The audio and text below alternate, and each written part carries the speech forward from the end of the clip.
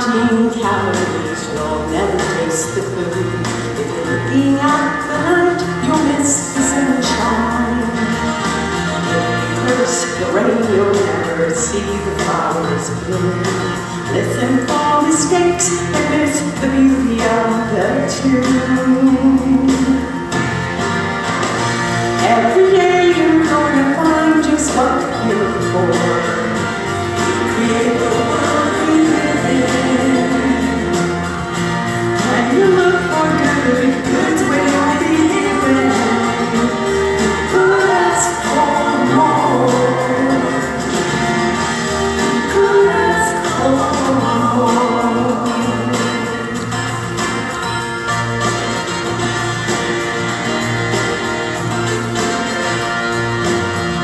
Give attention to what's working in your life. You will soon forget about complaining. Have the vision to look deeper than one's skin. You open up the door to find the friend that lives within. Every day you're gonna find just what you look for. You create the world we live in. When you look for good, good's when you'll be given. You could ask for more. You could ask for more. So when you look into the mirror, what will you be looking for?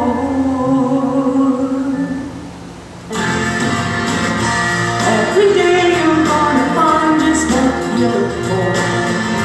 We create the world we live in.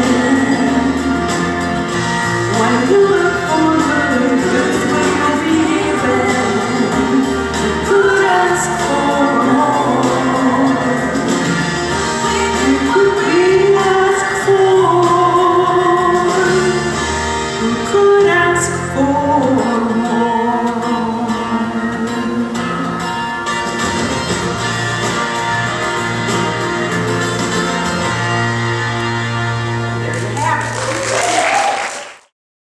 Thank you, Ann Hart-Upee, for that amazing beginning to our service. Perfect for today's lesson. Actually, I guess you could all go home. She said it all, but don't. So, welcome everyone. It's really good to see you this morning. Whether you are here in this sanctuary or whether you are watching from the comfort and safety of your own home, we are together, one presence, and we can feel the divine energy around that. So we know that every single one of you is bringing something unique and wonderful to this service, and it is our fervent prayer that you take something equally unique and wonderful away. I would like to remind everyone to please turn off your cell phones. We don't need any trains in the background or anything like that, so that would be appreciated. Our announcements are few. We have mostly postponements and cancellations on the agenda. I do have one announcement, however, and that is we do have a new date for ordination, for my ordination, and that is September 25th.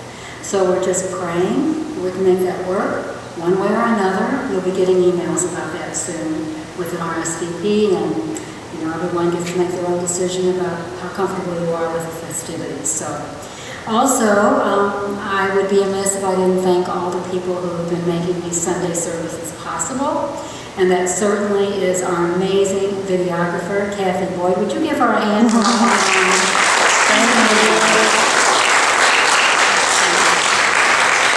Thank you, Kathy. Our ushers and greeters who just have made it possible to seat everyone safely, make sure everybody is 6 feet apart. And those of you who have served and are serving as ushers and greeters, please stand to be recognized. Thank you.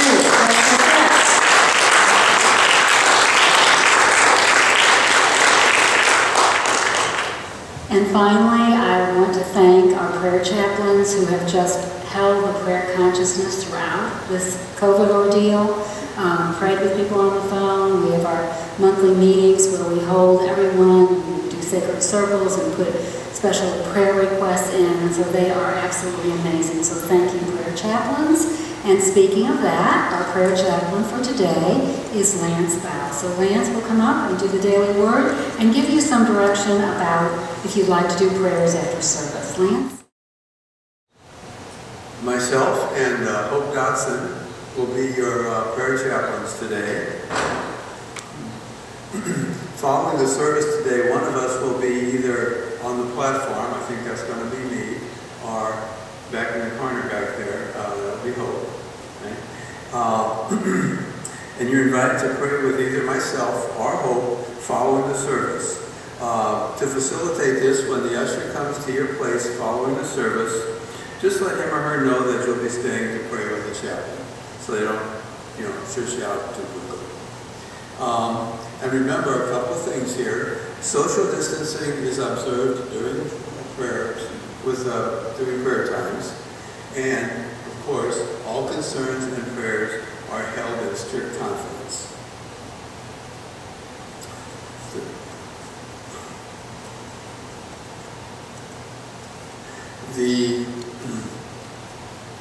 The daily word for today is guidance. I am divinely guided. Would you repeat that with me, please? I am divinely guided. Guidance can be easy to find in the outer world. Maps and GPS technology can help me navigate my way through just about anywhere. Everywhere I go, there are signs marking streets, adorning storefronts, and providing just about every kind of information and opinion imaginable. Spiritual guidance often is not as evident, but it is much more valuable.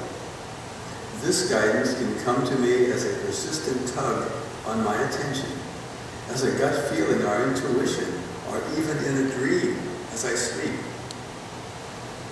I pay attention to the guidance I receive and step out in faith to move my steps in its direction. I know that the spirit of wisdom and love within me are always guiding me to the blessings of greater peace, love, and prosperity. And from Psalms 25:4, make me know your ways, O Lord. Teach me your paths.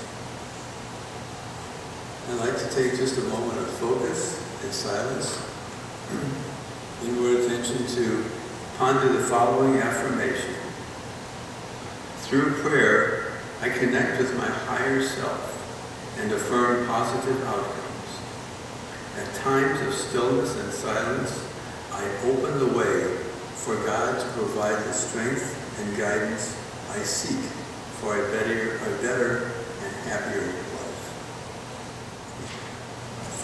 So, in the book, The Eye of the Storm, Embracing Conflict, Creating Peace, Reverend Gary Simmons tells the story of his Taekwondo student, 9-year-old Scott, who had recently earned his black belt. Gary asked him what that meant to him, saying, "You know, it has no power of its own. It can't protect you or help you get good grades in school. What does it mean to you, Scott?" And Scott replied, "Well, you see, before I became a black belt, when someone pushed me around, I either had to run away or fight because I was afraid. Now that I'm a black belt, I can just walk away." And Reverend Gary said that young Scott showed great insight in understanding that he did not have to fight, but could be in conflict and still stay connected to his wholeness, where we always have choices and options revealed to us. Today's daily word was on guidance, and that's perfect. So whether our challenges are with situations or with other people, most of us try to avoid conflict because it seems unnatural or even fearful. But conflict is actually our friend because, Reverend Gary writes, it brings us to the very edge of resourcefulness where we discover what we are really made of. And as we turn to that power within, our doubts and fears reveal themselves not as weaknesses, but as areas of infinite possibilities. There's an ancient Chinese saying, embrace tiger, return to mountain. Now, when a tiger crosses our path, our instinctive response is not to embrace it, right? It is to flee, fight, or freeze. After all, we have been scratched, chewed on, and eaten up by tigers in our lives, have we not? So, the question is, how do we learn to embrace tiger and return to mountain? Gary says the answer lies in knowing our wholeness and worth.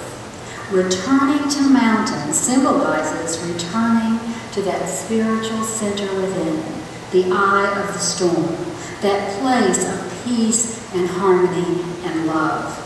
The ancients believed that this could only be accomplished by becoming fully present to life, and that means facing and embracing our tigers. When we remember that our conflicts with others, and actually with situations too, can help us see where we are not connected to our wholeness, then we see those conflicts, we use them to discover new dimensions about ourselves. We can, in every situation, move from our heads, our intellect, to our hearts, our Christ center, and know that we can never be separate from the one presence and our oneness with all that is. In her book, The Eye of the Storm for Teens, Jane Simmons asks, well, if there's only oneness and no one is truly against us, then how is it that enemies and adversaries are created? And here is her answer. She says, this happens because we see our lives through our own perceptions and actually our own judgments. And some of our perceptions are actually misconceptions based on past experiences and conditioning. We project our own meaning and relevance to events, circumstances, and personal interactions. This is classic unity principle number 3. Thoughts have creative power to determine events and attract experience. It's all about the power of our thinking. We see things as we are, not as they are. Last week I was in the grocery store in a big hurry because I wanted to go visit my brother who was in a rehab hospital. My brother had a stroke recently, and I wanted to get down there as quickly as possible because visiting hours are very limited. Well, in the main aisle of the store, right in front of me, an older man was moving at a snail's pace. Bent over his small cart, he stopped at every single aisle talking to himself. Now, honestly, I'd like to stand here today and tell you that I went right to the eye of the storm. But the truth was I did not. My thinking started racing, and I thought to myself, why doesn't he come in the morning when it's time for seniors? Why does he keep stopping at the end of each aisle? How inconsiderate. He's going to make me late. Never mind that I probably hadn't given myself enough time. That was not in my head. When the aisle finally cleared, where I could bypass him at a safe distance, I realized why he was moving so slowly. He was pushing the cart with one hand, and with the other hand, struggling to push a wheelchair, holding a woman I assumed to be his wife. And at the end of every single aisle, he was leaning over, lovingly asking her if there was anything in that aisle that she needed. My heart went out to both of them, and my perspective changed immediately. And that's what happens when we know more of the story. Now here's where it gets really interesting. There's a saying that seeing is believing, but actually research has proven that believing is seeing. Our misperceptions block us from seeing what is really true. Studies show that our beliefs affect not only how we interpret the events of our lives, but even the data we take in. How many of us sometimes feel like there's just too much data for our brains to hold? Anybody but me? That's my big excuse when I forget something. My brain's too full. But in this era of information overload, it's true. Our brains are not able to take everything in. And so they selectively filter information. And guess what? We take in the data that aligns with our beliefs, and we ignore, don't even see, the data that doesn't uphold our beliefs. So, our misconceptions are constantly reinforced again and again in a cycle of bias confirmation. Bob and I had a former next-door neighbor. I'm going to call her Sarah. I'm going to change the names to protect the non-innocent. But at any rate, Sarah firmly believed, she had toddlers herself, and she firmly believed that all teenagers were lazy and up to no good. So one day, on the opposite side of us, our family moved in with a 6-year-old son. Well, Sarah showed up at my door almost hyperventilating. I'm not kidding you. She is almost screaming, "Have you heard? There goes the neighborhood. That kid will be having wild parties, drinking, and driving up and down the street. None of our kids will be safe." Nothing that I said to her could change that mental model. Now, it turns out that Justin, a 16-year-old, was a great kid, a good student, very polite, and he loved animals. He used to love to come over and help me with my koi pond. Well, one day, Sarah and I were outside having a conversation over the fence, and I noticed that Justin was cutting the grass for his father. So I thought, okay, here's the chance for Sarah to gain some new data. So I said to her, "See Justin over there? See what a great kid he is? He's helping out his family?" And do you know what her response was? It was, "Oh, he's probably in trouble, grounded for God knows what, and this is part of his punishment." I swear, I wrote it in my journal. I got my journal out and reread it. So, you see, we saw the same thing, but we interpreted it differently based on our preconceived ideas.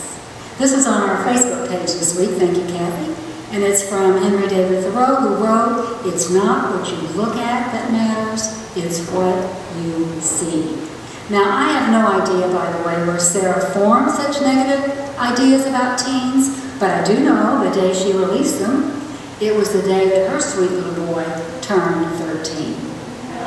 Here again, we have more information, right? So there's a powerful little story about a man on a plane in Nigeria when the aircraft hit bad weather. The turbulence was so dramatic that the man feared that the plane was going to crash and he was going to be killed. Now, he had seen the pilot and co-pilot when he boarded and found himself wishing that they were white men.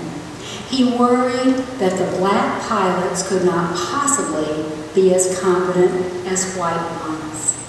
Now, some of you are shaking your heads, but what makes this story so striking and compelling is the identity of the man with those thoughts. It was absolutely none other than Archbishop Desmond Tutu, a black man and eventually would become a Nobel Prize winner. He tells this story to emphasize the power of societal conditioning to distort, thwart, and limit our perception and cause us to engage in damaging acts sometimes. This awareness, he says, helped him realize that the white ruling class had been brainwashed just as he had been brainwashed, and that understanding helped him lead the struggle against apartheid. So Reverend Jane writes, "The simple act of recognizing how we distort reality through our perceptions can help us move to a place of power. That is essential for every single one of us. If we don't see the meaning that we give to what happens, that it actually shapes our experience, we remain a victim, and we think that we are powerless to bring about change. Any problem on this physical plane can be transformed, but we need to broaden our understanding in order to make that happen."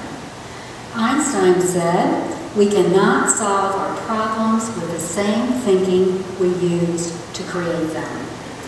And in our human skins, when we don't see or know something, we will fill in the gaps. We will make it up with what we believe to be true. Jane asks, now think of this in your own life. Have you ever decided that something was true and then built a whole scenario around it?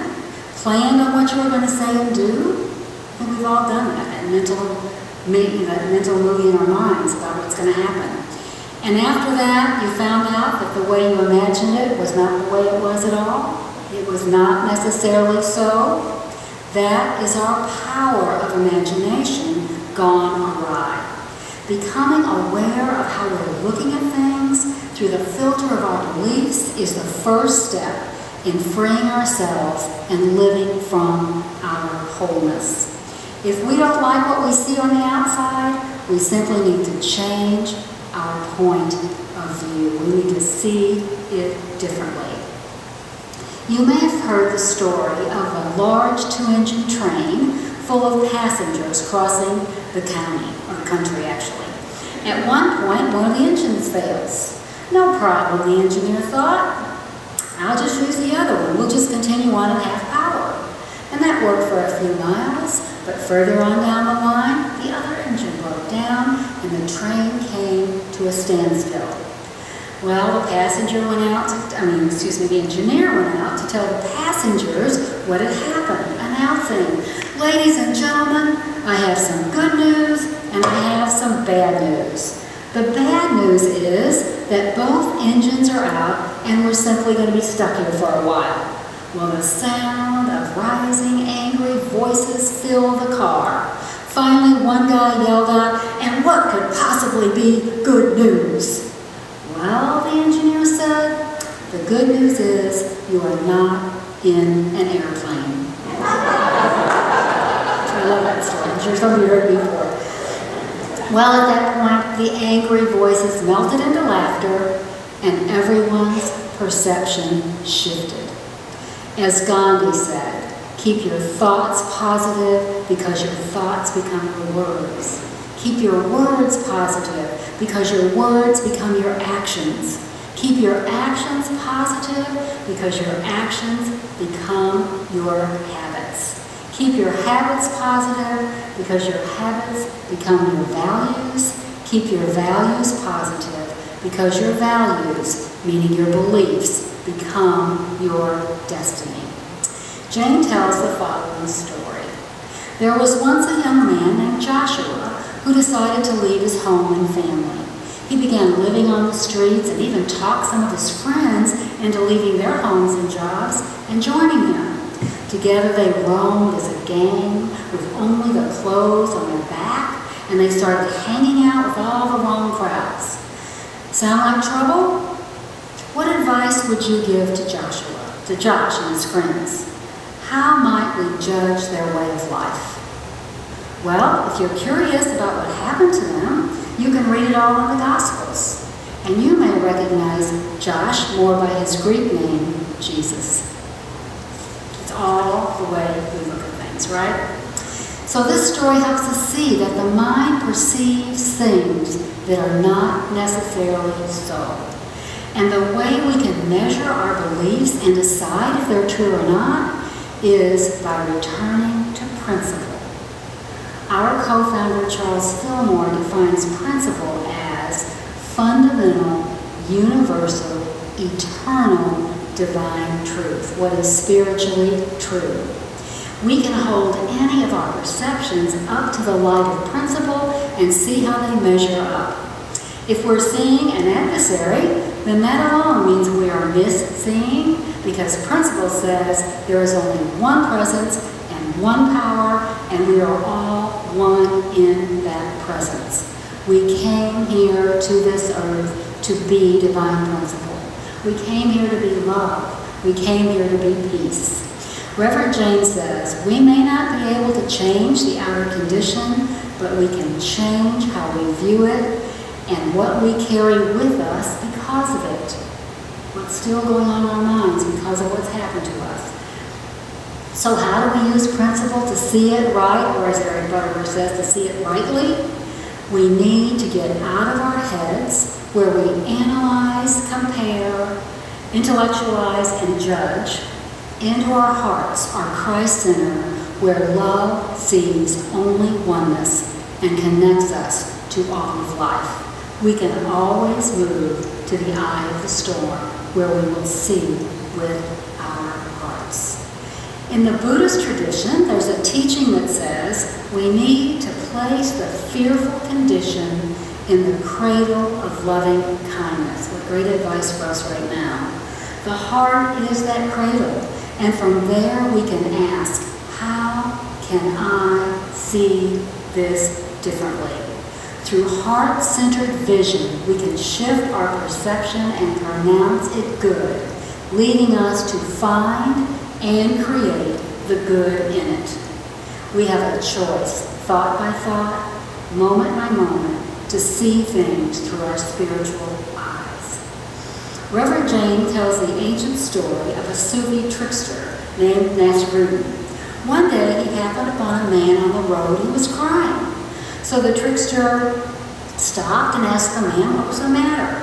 And the man held up a tiny bag and said, "Everything I own is in this bag. I am so poor. Oh, woe is me." And he wailed on and on and on. Nasruddin grabbed the bag and ran with it until he was out of sight. Then he set the bag on the road and hid behind a rock. See what happened? When the man came along and discovered the bag, he shouted for joy, thanking God for its return. And at this point, the trickster sprang out from behind the rock and asked the man, "How is it that that bag once made you weep and now makes you jump for joy?" Our perspective and our feelings can change in an instant. So anytime we find ourselves reacting defensively, we can ask, what am I telling myself about this event? What am I making this mean? James says, when we measure the event against divine principle, we realize that what we are making it mean is the real adversary.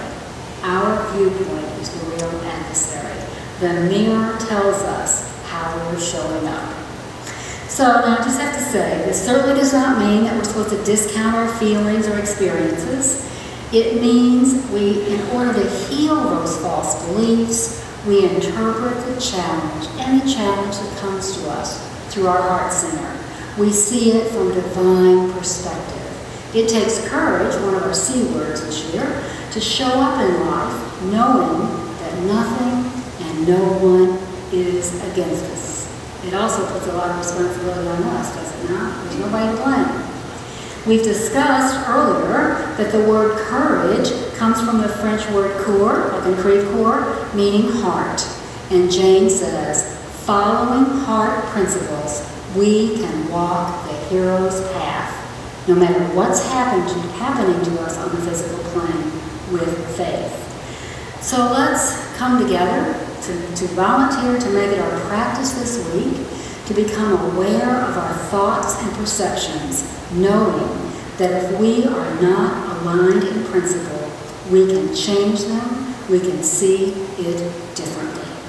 As Paul writes to the Philippians, one of my favorite verses in Scripture, finally, beloved, whatever is true, whatever is honorable, whatever is just, whatever is pure, whatever is pleasing, whatever is commendable, if there is any excellence and anything worthy of praise, think about these things.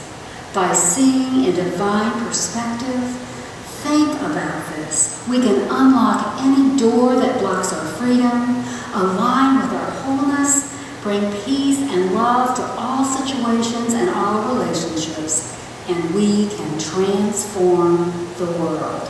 This is necessarily so.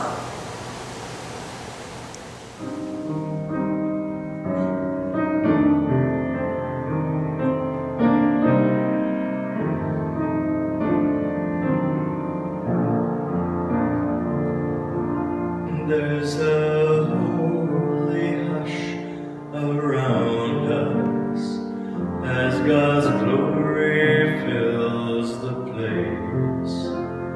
I've touched the hem of His garment,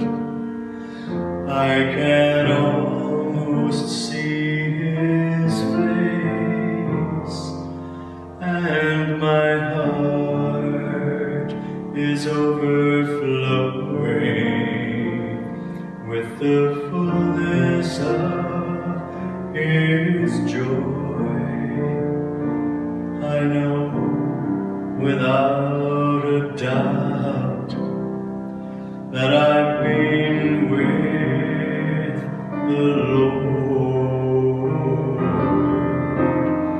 Surely the presence of the Lord is in this place. I can feel His mighty power and His grace. I can feel the rush of angel wings. I see glory on each face. Surely the presence of the Lord is in this place.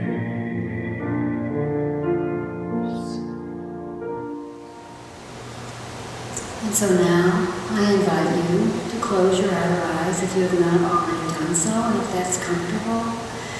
Become relaxed in your seat wherever you are, just allowing it to support you, and then take that deep, restorative breath, breathing into that inner sanctuary of your own soul, that eye of the storm, the place of pure peace and pure divine love. And as you continue to breathe slowly, feel your body relax and your mind clear. Centered in your heart, know that you are in the presence and power of the divine. At this moment in all ways, and in all ways, you are one in the Holy Spirit of light, love, and wisdom. In this consciousness, feel, experience the truth of your being. You are an individualized expression of God, one with the Most High. You and the divine are inseparable. Any sense of separation is an illusion. The inner light of Christ shines within you as you. You are in the light. You are a light. Not even the darkness of your temporary lack of awareness can diminish or nullify the light you are. Created in the image and likeness of God, you are on this earth to be all that you can imagine God to be. And so if you have ever felt yourself to be less than, unworthy, or unloved, I invite you now to prepare to release those old messages. They were never the truth of you, just as they are not the truth of God. They are not the truth of you now.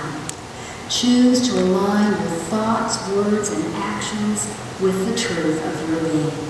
You are whole and fulfilled. Knowing this, being this, will allow you to see the world and all humankind from a different perspective. All connections are sacred. And even those with whom you seem to be in conflict, they will show you where you are not connected to your wholeness. Your oneness assures you of your good.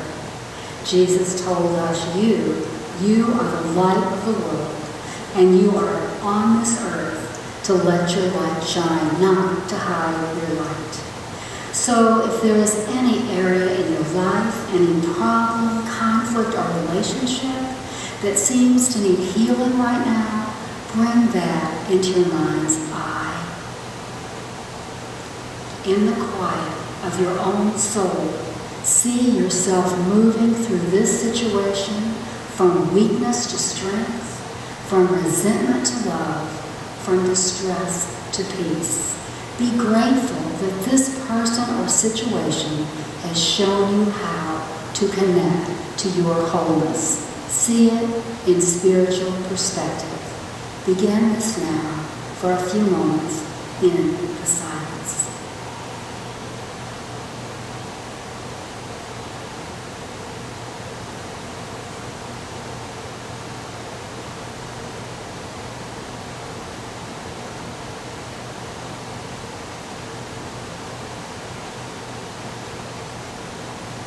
And now, let us come together to support one another as a spiritual community, knowing that we are on this earth to grow, evolve, and express the majesty and love of God.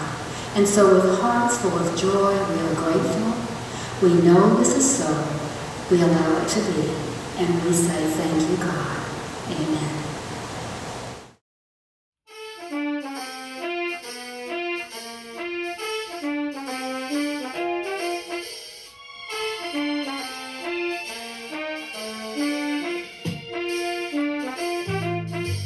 I never cared much for moonlit skies. I never winked back at fireflies. But now when I look through Jesus' eyes, I'm beginning to see the light. I never thought much of afterglow or candlelight through a small window, but I believe in that voice that I hear down low, and I'm beginning to see the light. I used to ramble through the park, shadow boxing in the dark, but I saw the truth and it caused a spark, and that's a 4-alarm fire now. I never thought I could feel this way or even have purpose in each day, but now I believe what I see, and I can say I'm beginning to see the light. I never cared much for moonlit skies. I never winked back at fireflies. But now when I look through Jesus' eyes, I'm beginning to see the light. I never thought much of afterglow or candlelight through a small window, but I believe when I hear that voice down low that I will see the light. I used to ramble through the park, even some shadow boxing in the dark. I saw the truth and it caused that spark. It's a 4-alarm fire now. I never thought I could feel this way or even have purpose in each day, but now I believe what I see, and I can say I believe.